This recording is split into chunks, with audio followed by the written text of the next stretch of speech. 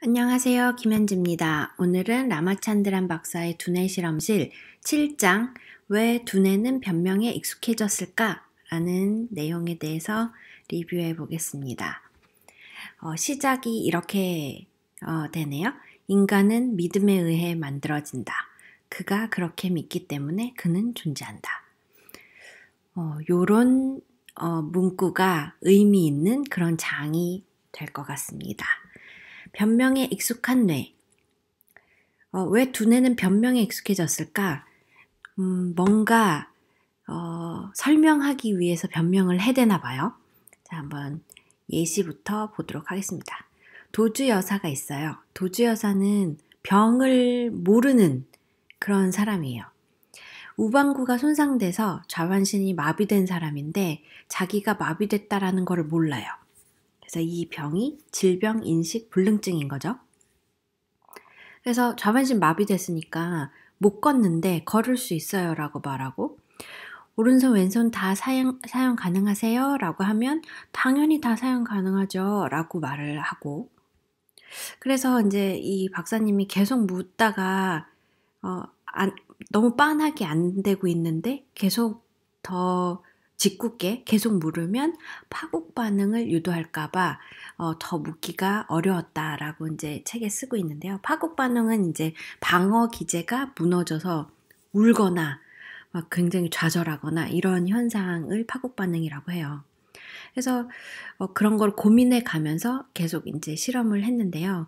이런 것도 한 거죠. 왼손으로 내 코를 만질 수 있습니까? 그러니까 박사님이 자기 코 만질 수 있냐고 물어본 거예요. 근데 왼손 이제 왼쪽이 다 마비됐으니까 마비됐는데 물론이죠. 지금 만지고 있잖아요. 라고 한다는 거예요. 안 움직이죠, 당연히. 그럼 그 만지고 있는 거 볼 수 있어요? 라고 물어보면 그럼요. 지금 당신 얼굴 2cm도 안 되는 곳에 제 손이 있어요. 라고 말을 하는 거죠.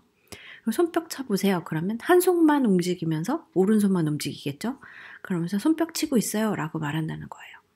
그래서 이 도주여사 경우는 이 질병을 못 알아채는 그 병 중에서 가장 심한 편인데 보통 이 병을 가진 사람들은 이 정도는 아니고 핑계를 댄다고 해요.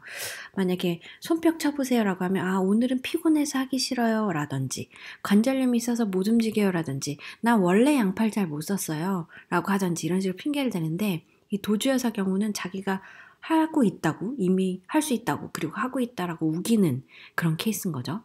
그래서 이 도주여사 사안을 보면 사람이 얼마나 자기를 속이는 게 쉬운 일인가라는 거를 볼 수 있는 사례라고 할 수 있어요. 또 다른 식의 케이스가 있는데 신체 망상 분열증이라고 신체 일부에 대한 소유권을 부정하는 거예요. 그러니까 내 소유의 신체인데 내 게 아니라고 하는 거죠. 왜 내 침대에 이 팔이 있죠? 이건 내 오빠 팔입니다. 털이 있으니 내 팔이 아닙니다. 이렇게 얘기하는 케이스도 있어요. 굉장히 놀라운 일인 거죠. 질병인식 불능증에서 조금 더 자세히 들어가 보면 설명하는 이론이 몇 가지 있는데 하나는 프로이드적 견해가 있어요. 왜 이런 일이 일어나는지에 대해서 그 이유는 불행을 대면하기 싫어서다 라고 설명하는 건데 근데 이 약점이 있어요. 불행 대면하기 싫어서라면 왜 방어 기제가 이 사람들한테만 과장돼서 나타나? 딴 사람들은 안 그렇고 불행하기 싫은 건 다 마찬가지 아니에요? 근데 왜 이 사람들만 그래? 라는 질문에 대답하기 어려운 해석인 거죠. 또 하나는 증상의 비대칭성. 그러니까 만약에 불행을 대면하기 싫은 거면 왜 좌반신 마비에서만 이런 질병인식 불능증이 벌어지냐는 거죠. 우반신 마비인 사람한테는 이런 현상이 안 나타나는 거예요.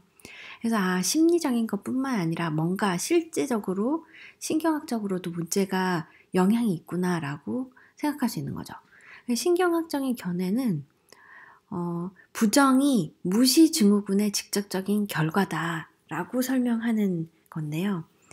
우리 6장에서 무시증후군 봤잖아요. 왼쪽에 있는 건 아예 무시해버린다.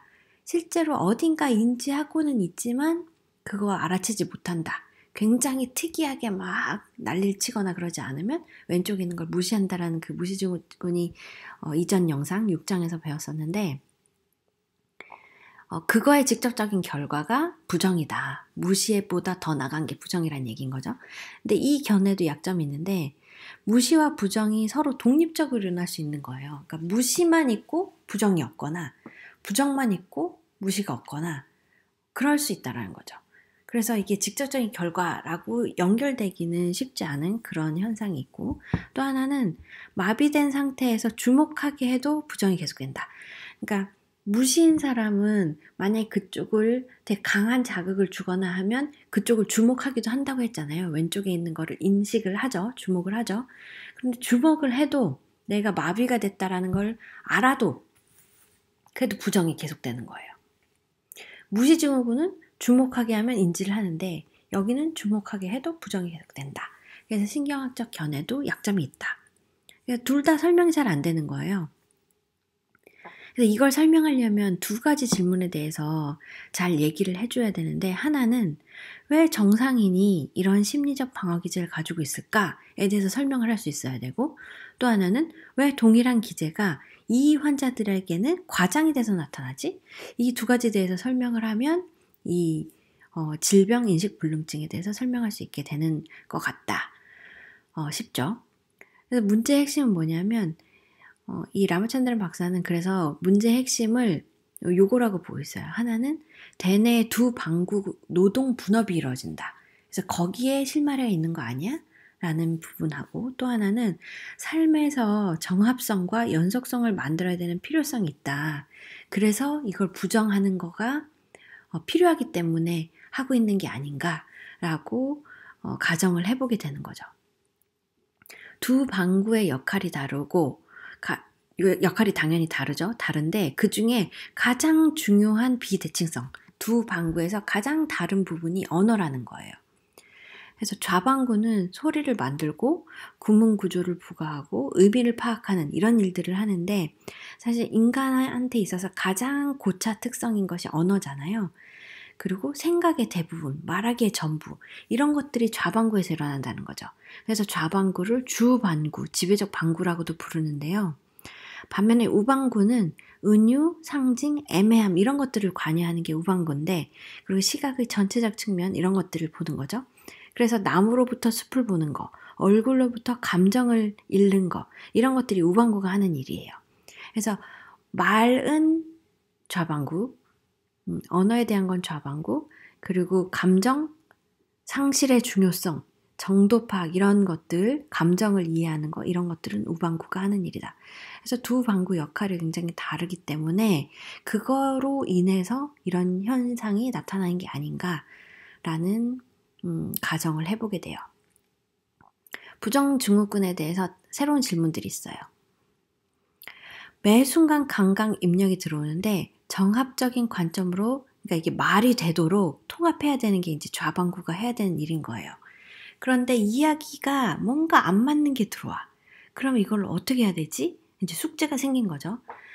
가장 쉬운 거는 처음부터 다시 시작하는 거예요.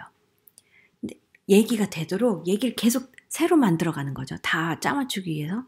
근데 매번 이러면 굉장히 혼란스러워지다 보니까 비정상인 걸 무시하거나 아니면 현재 구조에 맞게 왜곡하는 이런 거를 선택하게 될 수도 있는 거죠. 새로 만들거나 아니면 지금 있는 거에 끼워 맞추거나. 그래서 좌방구가 이런 것들을 선택했을 때 아마 부정증후군이 생기지 않을까라는 거예요. 그래서 사실 이 비정상인 거를 무시하거나 현재 구조에 맞게 왜곡하는 게 프로이드적 방어기제에 깔린 그런 얘기인 건데 부정하거나 억압하거나 작화증, 자기기만 이런 것들이 일반적으로 생기는 방어기제예요. 우리도 이런 것들을 약하게나마 하고 있죠. 그래서 두뇌가 방향을 잃고 결정할 수 없게 되는 걸 막아주는 적응에 좋은 선택이기도 한 거예요. 이런 것들이 부정, 작화증, 자기기만 이런 것들이. 하지만 스스로한테 거짓말을 하게 되는 결과를 낳죠. 하지만 어떻게 보면 체계 전체의 정합성, 안정성 이런 걸 유지하는 것 대비 스스로를 좀 속이는 것 정도가 오히려 비용이 더 적게 나가는 선택일 수도 있는 거죠. 예를 들면 적군이 500명이야 라는 정보를 가지고 있어요. 그런데 자기는 600명의 군사를 가지고 있는 장군이 있어요. 그래서 이제 이 장군은 공격하는 걸로 결정을 했어요. 이제 전투 시작하기 5분 전에 정찰병이 와서 사실은 700명입니다 라고 한 거예요. 그럼 이 장군은 어떤 선택을 해야 될까? 아까 전에 말한 이 두 개죠. 처음부터 다시 시작하거나 아니면 무시하거나인데 시간이 급하고 전투 계획 수정하기엔 여유가 너무 없어요. 그래서 이거 무시하자라고 부정하자. 그건 아니야. 그건 거짓이야. 라고 말하라고 하는 거죠. 그리고 사실 어떤 결정에 대해 그게 옳을 가능성이 있다면 아무 결정 않는 것보다는 나을 수 있다. 옳을 수도 있는 거죠. 600명을 가지고 700명을 공격하더라도 이길 수도 있는 거고 사실 700명이 거짓일 수도 있는 거고 그래서 그럴 가능성이 있다면 차라리 아무 결정도 안 하고 우물쭈물하는 것보다는 뭔가 결정하고 진행하는 게 낫다는 거죠. 그래서 이 예에서 장군은 좌뇌예요. 부정하자라고 하는 거죠. 프로이트한테 있어서는 에고로 설명될 수 있고요. 그래서 믿음 체계나 모형을 형성하고 있는 그 개체의 새 경험을 덧붙이고 원래 방식을 고수하는 거죠. 운해는 이럴 때 어떤 역할을 하냐면 현 상황에 의문을 제기해요. 그거 거짓 맞아? 그거 사실이면 어떡해? 계획을 수정해야 되는 거 아니야? 지금 체계를 바꿔야 되는 거 아니야? 이런 것들을 얘기하는 게 운해가 하는 일인 거예요. 그래서 비정상 정보가 임계점을 도달하면 이 정찰병이 계속 오는 거예요. 한 명이 그렇게 말하는 게 아니라 또 사실 진짜 700인 것 같습니다. 또 다른 정찰병이 오더니 750입니다. 이렇게 계속 들어오는 거예요. 그래서 임계점이 도달하면 이거 진짜 700인 거 아니야? 라고 생각해야 되는 거죠. 그래서 모형을 완전히 재시작할 시간이라는 결정을 할 수 있는 거죠. 그래서 이걸 답변을 못 찾았어요. 네, 스마트 스피커가 저한테 반응을 했네요. 자, 그래서 좌뇌와 우뇌는 이런 역할을 나눠 가지고 있어요. 그래서 우뇌가 손상을 입으면 사실 우뇌는 임계점에 도달하면 다시 한번 생각해봐 라고 제재를 거는 역할인 건데 우뇌의 손상을 입으면 이 좌뇌가 부정하고 자기 스스로를 속이고 이런 걸 진행하는 데 있어서 제약해주는 것 기제가 사라져버리는 거예요. 그래서 아까 말한 그 도지 여사 같은 경우에 우뇌 손상하신 분이잖아요. 그래서 기만의 막다른 곳까지 브레이크 없는 기관차처럼 달려가는 거죠. 그래서 차이를 감지하는 규정추가 되는 우뇌가 고장났다. 그래서 모형을 수정할 방법이 없는 거예요. 기만의 경로에는 한계 없이 계속 기만하는 거죠. 한마디로 말하면 우뇌는 좌익혁명과 좌뇌는 완강한 보수주의자라고 설명할 수도 있겠죠. 그래서 이 질병인식불능증은 사실 알려진 지가 100년이나 됐대요. 그런데 알려진 게 별로 없다라고 해요. 그런데 이런 도지 여사 같은 케이스를 보면서 우리가 이런저런 가정을 해볼 수 있는 거고 그 가정을 통해서 그 가정 맞는 것 같아. 이런 식으로 한 발짝이라도 나가게 되면 되게 진전이 있는 건 거죠. 그래서 부정증후군에 대해서는 프로이드는 어떻게 얘기하냐면 이 부정 환자랑 얘기를 해보면 인간이 제기할 수 있는 가장 근본적인 질문들과 대면하게 된다. 맞죠? 자아란 무엇인가? 나의 의식 경험에 통일성을 주는 것은 무엇인가? 어떤 행위를 의도한다는 것은 무엇인가? 이런 것들에 대한 질문에 도달하게 돼요. 도지 여사의 행동을 보면서 진짜 자아는 뭐지? 스스로를 저렇게 끝까지 속이는데 어디까지가 사실이고 어디까지가 내 자아일까? 이런 생각을 하게 되는 거죠. 그래서 이 라마찬드란 박사는 궁금해진 거예요. 이 환자들이 자신을 속이고 있는데 자신이 속이고 있는 그거를 얼마나 믿고 있을까? 진심일까? 아니면 거짓인지 알면서도 저렇게 말하는 걸까? 꾀병일까? 이게 궁금해진 거예요. 그래서 실험을 해본 거예요. 한 실험은 뭐였냐면 쟁반에 물잔 6개가 있는 거예요. 그래서 들어보세요라고 하는 거죠. 그래서 일반인은 두 손으로 양쪽을 들거나 아니면 한 손으로 중심을 들죠. 그래야지 안 쏟아지니까 물잔이. 그런데 부중증후군 환자는 자기가 왼손도 쓸 수 있다라고 말하는 분들이잖아요. 그런데 오른쪽만 들어서 다 쏟아버리는 거예요. 그러면서 내가 잠깐 실수했네 이렇게 생각을 해요. 그리고 아까 도주여서처럼 되게 심각한 분은 나 제대로 들었어요. 무릎 다 젓고 쏟았는데도 불구하고 나 되게 잘 들었어요 라고 이것마저도 기만을 합니다. 거짓말 안 한 것 같죠? 두 번째 실험은 전구를 끼우면 $5 주고 신발끈 묶으면 $10 줄게요 라고 한 거예요. 그럼 당연히 $10 받고 싶겠죠? 그래서 일반적인 마비 환자는 부정증후군 없는 사람들은 전구 끼우는 걸 선택해요. 왜냐면 신발끈은 못 묶으니까 $5라도 받으려는 거죠. 근데 부정증후군 환자는 4명 있었는데 다 신발끈, 그리고 매번 신발끈 묶는 걸 선택하고 몇 분 동안에 만지작거리면서 실제로 못 묶는 거죠. 그러니까 이런 걸 보면 자기가 진짜 믿는 거예요. 자기가 왼쪽을 움직일 수 있다고 진짜 믿는 거죠. 그래서 도주 여사는 경우는 또 그 박사님이요 나한테 신발끈 묶으라고 했어요. 그래서 당연히 두 손을 사용해서 묶는데 성공했어요 라고 말하는 거예요. 여기서 두 손을 사용해서 성공했다라는 두 손을 보통은 말하지 않잖아요. 근데 이 사람은, 이 도주 여사는 두 손을 사용한다라고 굳이 표현을 한 거예요. 그래서 어떻게 보면 이 도주 여사 몸 속에는 내가 마비되어 있다라는 거를 인지하는 누군가가 있지 않나? 라는 생각을 해보게 됩니다. 그래서 이걸 반동 형성이라고도 하는데요. 두 손으로 맥주 마시고 싶어 미치겠네 라고 한다던가 이런 식으로 반대되는 얘기를 함으로써 자존감을 위협하는 뭔가를 숨기려는 그런 것이 반동 형성이라고 한다고 해요. 그래서 굉장히 신기한 부정증후군을 지금 우리가 계속 살펴보고 있어요. 그래서 아까 전에 거는 프로이드적인 설명이었고요.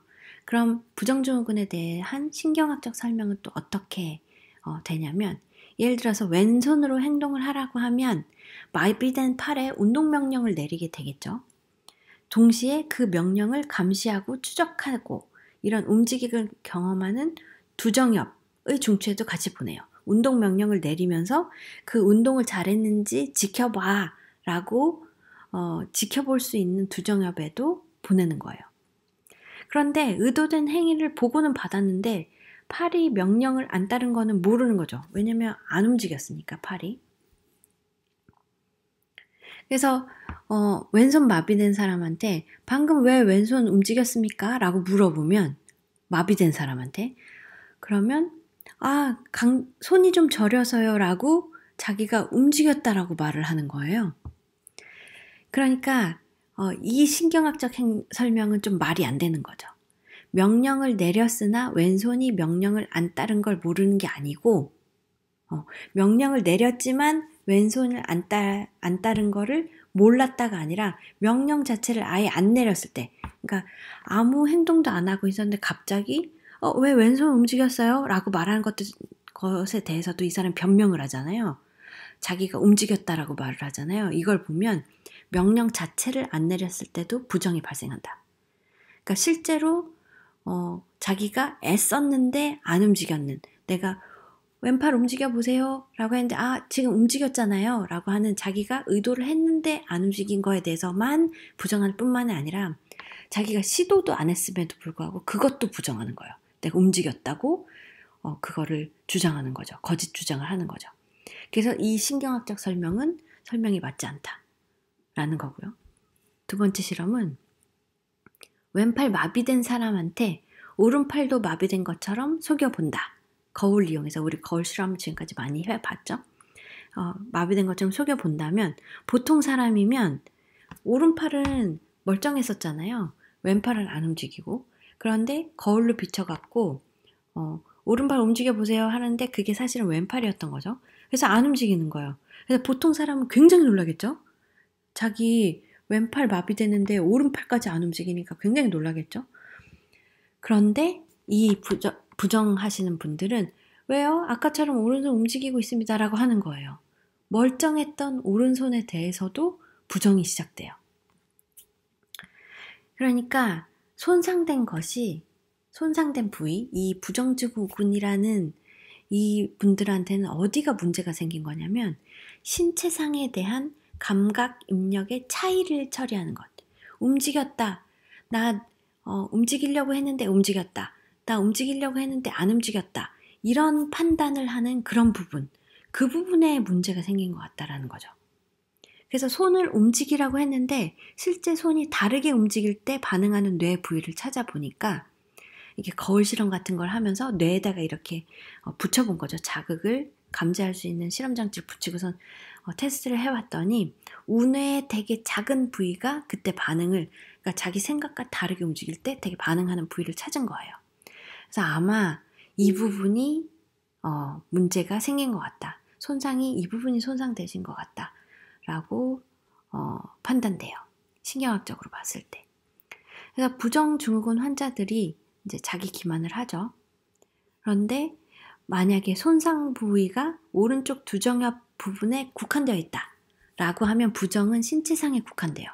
그런데 복내 측 전두엽, 그러니까 우뇌 정면 부분이 좀 많이죠. 우뇌 정면 부분이 많은 부분이 손상됐다라고 하면 부정 범위가 되게 넓고 다양하고 특이하게 생긴다라고 해요.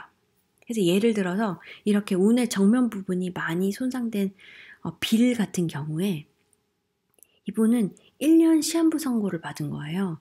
그런데 그 시한부 선고 받은 거에 대해서 얘기를 하려고 하면 자기 물집 생겼다고 그 얘기로 계속하는 거예요. 1년 시한부가 굉장히 큰일인데 물집 생긴 거 얘기를 계속 하시는 거예요. 그래서 이 사람 경우에는 막연한 두려움보다는 쉬운 거를 걱정하는, 이걸 선택하게 된 그런 게 아닌가 싶은 거죠.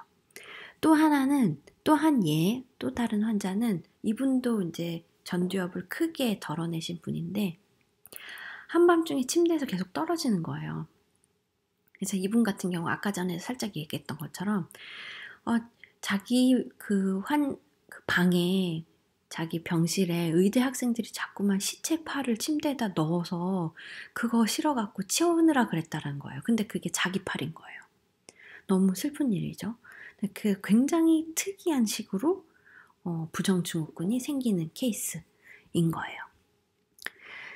부정과 기억 상실에 대해서도 한번 다뤄볼게요. 뇌 속 어딘가 마비됨을 알고 있어요. 그러니까 두 손으로 신발끈을 묶었다. 두 손으로 맥주를 마시고 싶다. 이런 얘기 하는 거 보면 뇌 속 어딘가는 내 한쪽이 마비됐다라는 걸 알고 있어요.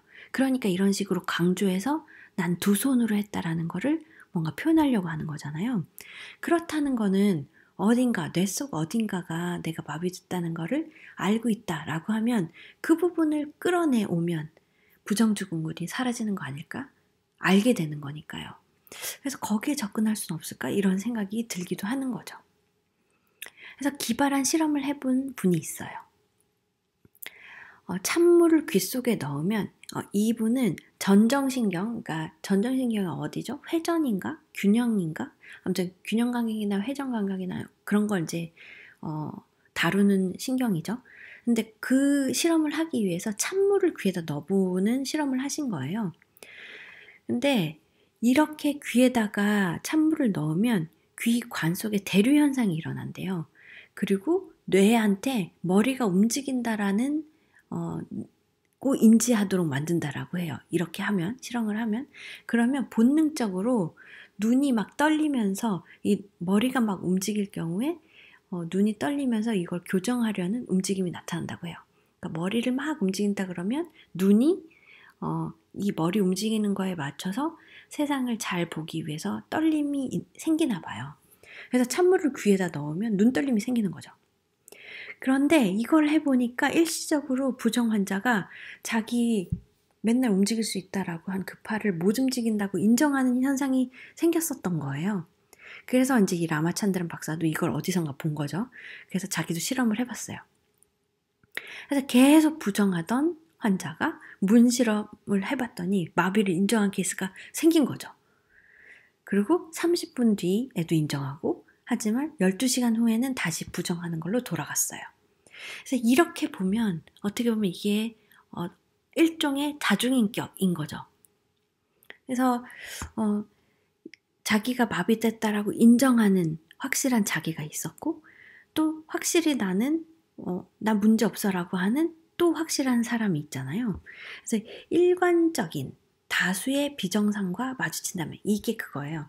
어떤 인격은 계속 나 정상이야 라고 말하고 어떤 인격은 나 마비됐어 라고 일관적으로 얘기하는 다수의 인격이 있다 라고 하면 이 둘이가 얘기해서 나 마비된 거 맞아? 나 마비 안 된 거야? 이걸 막 서로 너무 힘들게 싸워가지고 그걸 통일성을 정합성을 만들어내느니 그냥 두 개의 인격으로 사는 게 차라리 편하다.